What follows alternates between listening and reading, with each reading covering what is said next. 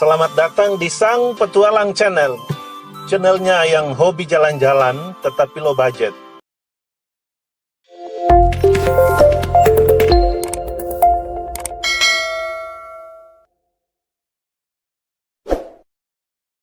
Halo, selamat bertemu kembali. Kali ini kita akan mereview Gunung Papandayan di Garut. Gunung Papandayan adalah gunung api strato yang terletak di Kabupaten Garut, Jawa Barat, tepatnya di Kecamatan Cisurupan. Nah, ini memulai pendakian. Dimulai pendakian dari sini. Kita mau berangkat jam 4 subuh. Nah, melihat Milky Way di sini itu bagus banget ya. Pada saat bukan bulan purnama.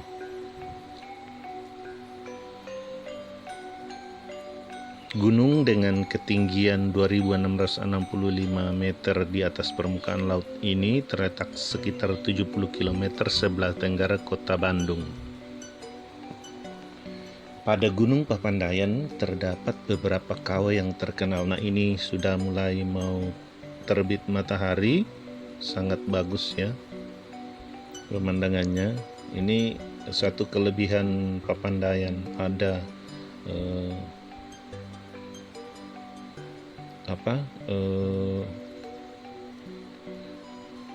edelweissnya, ada matahari terbitnya seperti ini, dan ada berbagai macam kawah juga. Pada Gunung Papandayan terdapat beberapa kawah yang terkenal, di antaranya Kawah Mas, Kawah Baru, Kawah Nangklak, dan Kawah Manuk. Kawah-kawah ini tersebut mengeluarkan uap dari sisi di dalamnya. Ini sudah mulai terbit matahari ya.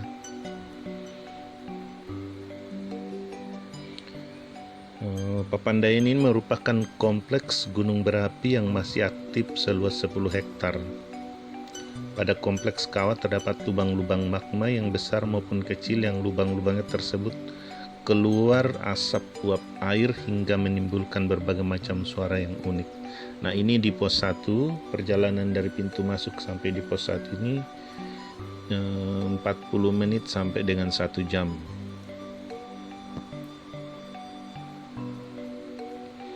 Nah, sambil menikmati pemandangan di sini, kawah ke arah sana, ini sambil menunggu matahari terbit.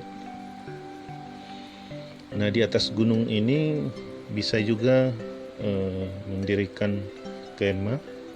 Nah, ini kawahnya, kawah Papandayan ya. Seperti ini pemandangannya.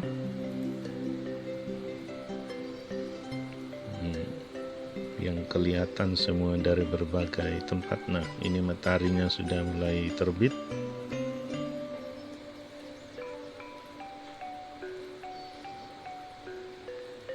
Nah, untuk yang mau berkemah bisa di Pondok Salada, merupakan areal padang rumput seluas 8 hektar dengan ketinggian 2288 meter di atas permukaan laut.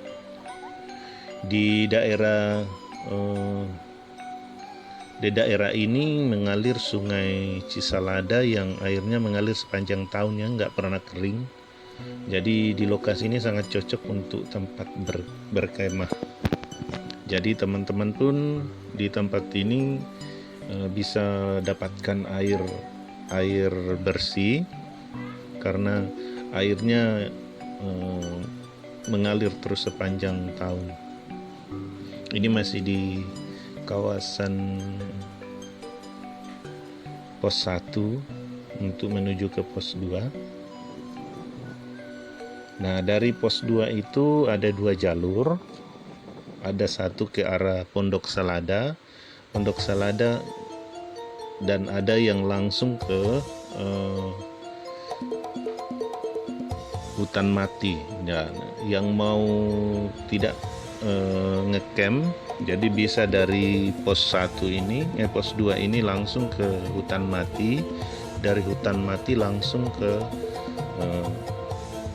Bunga Edelweiss paling di puncak, Tapi kalau yang mau ngecamp dari pos 2 ini langsung ke Pondok Selada, dirikan tenda, kemudian nanti mau jalan ke Hutan Mati atau mau langsung ke Padang Edelweiss bisa.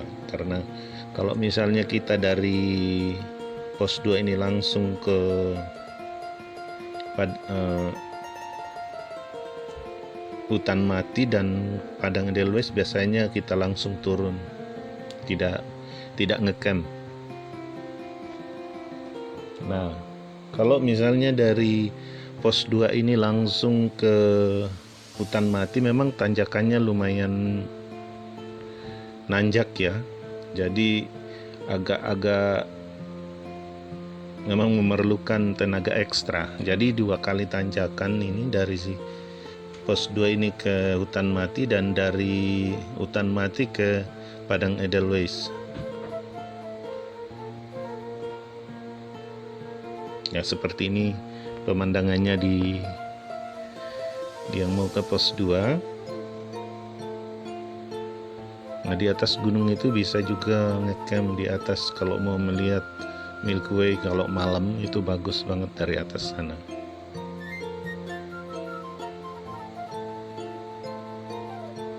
Nah, kalau misalnya dalam catatan sejarah Gunung Api Papandayan tercatat 11 kali meletus dari tahun 1972 sampai 2002. Jadi ada 11 kali meletus.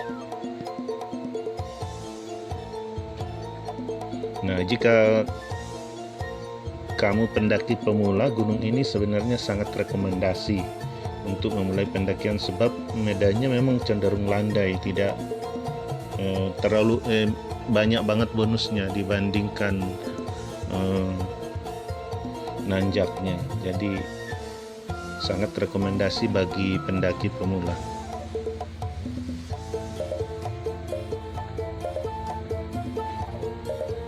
Nah, kenapa juga sangat direkomendasikan di sini, karena di tempat ini pun sangat gampang mendapatkan air bersih ya. Dibanding dengan gunung-gunung yang lain, sangat gampang karena di sini mengalir setiap tahun, jadi tidak berjeda. Nah, ini tanjakan ke arah Hutan Mati, tanjakannya seperti ini. Ini udah mau sampai di Hutan Mati.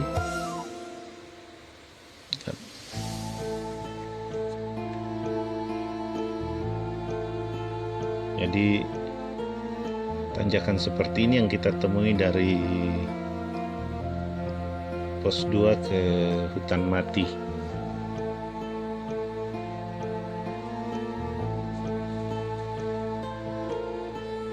Memang lumayan agak naik ya tanjakannya, tapi yang membuat agak kurang bisa bernapas dengan baik karena bau belerang ya lewat di sini. Jadi kalau teman-teman ke sini bawa masker, jangan lupa bawa masker juga.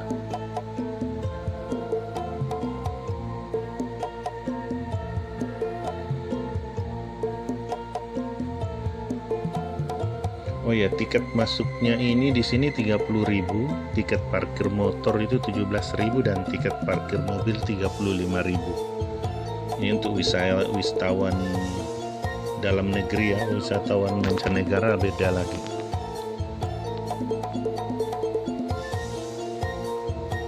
Nah, ini sudah di Hutan Mati. Seperti ini penampakannya Hutan Mati. Nah, di atas gunung sana pas itu Padang Edelweiss-nya. Padang Edelweiss di atas itu kurang lebih 35 hektar. Padang Edelweiss, tapi musim kemarau biasanya kering, musim hujan menghijau. Nanti di video ini ada pas musim kemarau dan pas ada musim hujan. Jadi sebagai perbandingan untuk teman-teman mau memilih saat kapan datang ke Papandayan. Nama Papandayan sendiri bermula dari kelompok masyarakat yang mendengar suara gaib pada saat melintas Gunung Papandayan. Suara yang didengar sekelompok masyarakat itu terdengar seperti suara besi yang dipukul. Berbunyi seperti suara di tempat kerja pandai besi, maka gunung diberi nama Gunung Papandayan. Papandayan diambil dari bahasa Sunda, yaitu pandai, yang artinya orang yang bekerja sebagai pandai besi. Nah, ini di hutan mati seperti ini pemandangannya kalau musim kemarau ya. Sangat bagus, langitnya cerah banget, tanpa kabut, nah seperti begini. Nah, cukup dingin juga kalau musim kemarau di sini. Jadi sama dinginnya dengan Dieng kalau musim kemarau. Tapi kalau musim kemarau melintas di tempat ini pada saat jam 12 siang itu panasnya luar biasa. Melintas dari sini ke ujung sana untuk naik ke Edelweiss itu panasnya luar biasa. Jadi sebaiknya datang ke sini sampai di hutan mati ini pagi. Jadi sampai di ujung hutan itu sudah tidak panas, sudah mulai panas. Nah, tidak kena matahari karena untuk naik ke atas sudah banyak pepohonan sampai di padang Edelweiss-nya. Tapi melintas di sini pada saat tengah hari panasnya luar biasa. Tapi sebaliknya kalau musim hujan, waduh, hujan sepanjang hari dari pagi sampai sore. Dan licin juga daerah sini kalau musim hujan. Jadi siap-siap kalau mau ke sini musim hujan bawa sepatu yang bagus haknya ya. Karena di jalur ini sangat licin. Oh ya, di jalur ke Padang Edelweiss ini ada 2. Dari sini 1 dan dari Pondok Selada juga ada 1 untuk naik ke Padang Edelweiss-nya.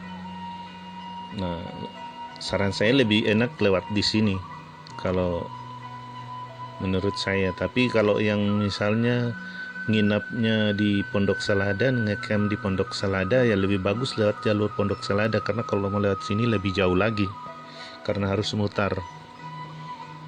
Tapi kalau misalnya langsung mau turun, ya udah lebih baik lewat dari pos 2 tadi ke hutan mati langsung ke tempat ini dan naik ke Padang Edelweiss-nya. Nah, kalau sudah lewat di sini sudah matahari terbit mah tidak terlalu masalah karena agak terhalang sama pepohonan. Nah, terdapat setidaknya 6 spot khas kawasan gunung berapi yang dapat ditemui di Gunung Papandayan ini. Ini mengapa Papandayan layak disebut sebagai gunung berapi yang menyuguhkan paket lengkap bagi semua pendakinya. Jadi saya sudah yang kelima kali di tempat ini, selalu saja ada spot-spot yang menarik untuk diabadikan. Makanya saya senang terus bolak-balik ke tempat ini. Nah, ada kawah belerangnya, hutan matinya seperti tadi, Milky Way-nya juga bagus, rumah pendaki untuk para pendaki itu bagus di Pondok Selada, terus Padang Edelweiss yang kurang lebih 35 hektar, terus pemandangan gunung dan panorama alam serta sunrise yang sangat luar biasa. Jadi sunrise-nya juga bagus. Padang Edelweiss-nya adalah Padang Edelweiss yang terbesar di Asia Tenggara. Jadi kalau mau melihat Padang Edelweiss, datanglah ke Papandayan. Tapi sekali lagi jaga kebersihan. Jangan datang ke Padang Edelweiss untuk ngambil bunganya, cukup dilihat saja. Tidak usah dibawa pulang.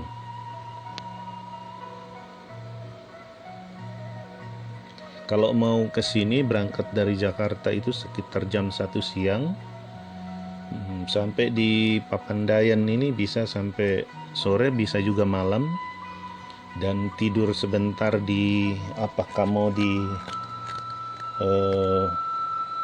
mobil atau di ini, tapi sampai di sana jam 8 jam 9 malam bisa tidur dulu, begitu jam 3 baru bangun, baru memulai pendakian sekitar jam 4. Sebaiknya datang di sini pada kalau mau melihat Milky Way itu sebaiknya datang di sini pada saat bukan bulan purnama. Jadi bukan bulan purnama kalau mau melihat Milky Way-nya. Datang ke sini kalau misalnya mau lihat sunrise-nya, datang ke sini pada saat musim kemarau, tapi musim hujan juga kadang-kadang ada sih. Jadi ini sunrise ini tidak bisa diprediksi. Kalau beruntung musim hujan pun dapat. Tapi kalau musim hujan langitnya tidak secerah ini, tidak secerah seperti ini. Jadi berkabut, jadi kurang bagus untuk foto. Tapi kalau musim hujan itu ada padang edelweisnya menghijau. Kebalikan dengan musim kemarau, padang edelweisnya kering semua, tapi langitnya cerah banget, bagus banget untuk difoto. Nah turunnya seperti tadi itu, yang tadi ada video yang naik itu adalah yang kurang lebih sekitar 500 meter itu naik, tanjakan yang agak-agak ekstrim, dan ini turunnya. Tapi kalau orang yang sudah biasa mendaki mah ini sangat kecil ya, tidak berarti. Tapi kalau misalnya pendaki pemula ya ini sangat mengganggu sebenarnya.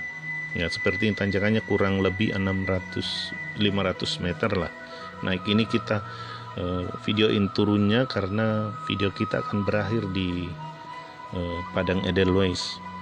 Jadi supaya ada contoh naik dan turunnya, ada naik tadi ini seperti ini turunnya sampai ke bawah sana, kurang lebih sekitar 500 meter lah pendakiannya. Yang kedua ini, pendakian pertama juga yang dari pos 1 ke hutan mati juga sekitar 500-600 meter juga lah pendakiannya, selebihnya landai semua.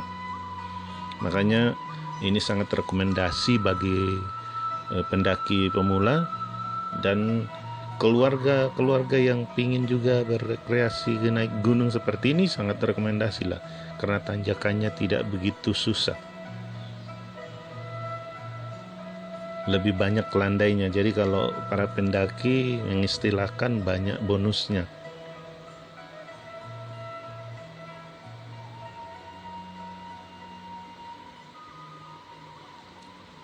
Nah ini kita sudah menuju ke padang Edelweiss-nya. Ini biasanya kalau musim hujan ini pohon-pohonnya rimbun semua. Tapi karena ini musim kemarau, ini bulan September ya. Jadi tinggal pilih. Paling bagus datang di antara bulan bulan musim kemarau dan musim hujan. Jadi sekitar Mei Juni itu masih hujan tapi lumayan sudah ini. Nah seperti ini kalau musim kemarau kering tapi pemandangannya bagus seperti ini karena langitnya cerah bersih tanpa kabut, tanpa ini, tapi kering banget semua Edelweiss-nya seperti ini.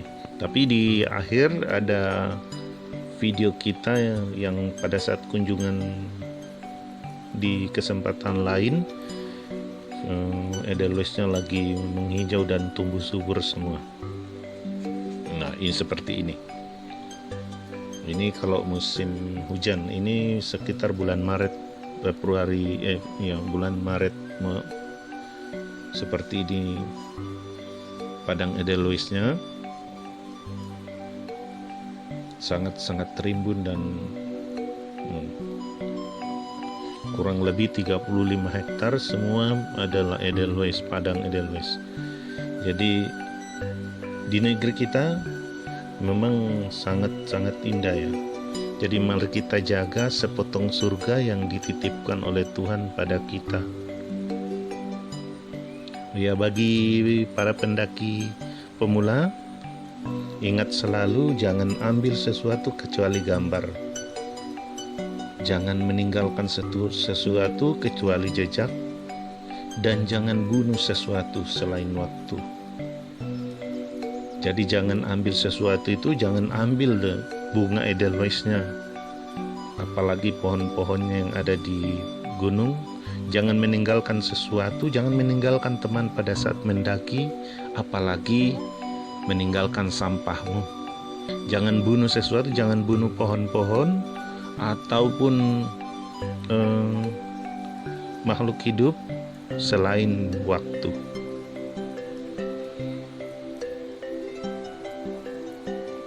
Jadi itu yang teman-teman pendaki pemula camkan itu. Mari kita jaga serpihan surga titipan Tuhan ini, karena kalau bukan kita yang menjaga, siapa lagi? Silahkan datang, tapi datang cuman untuk menikmati, melihat. Jangan dipetik, jangan diambil, apalagi dirusak. Ini tidak semua tempat ada yang namanya edelweiss seluas 35 hektar ini. Cuman ada di Papandayan ini. Kalau di gunung-gunung lain ada edelweiss tapi tersebar dan tidak merata di satu tempat seperti ini. Ini adalah karunia yang luar biasa buat kita bangsa Indonesia. Karena tidak semua negara punya padang edelweiss seperti ini. Tahun berapa sempat kebakaran. Oh ya, di sini kalau musim hujan benar-benar ya, dari pagi sampai sore. Jadi kalau ke sini jangan lupa bawa jas hujan.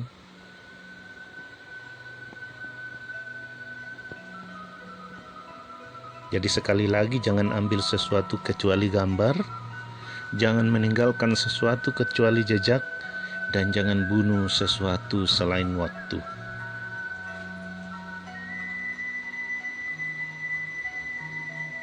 Oke, sampai di sini saja video kita kali ini.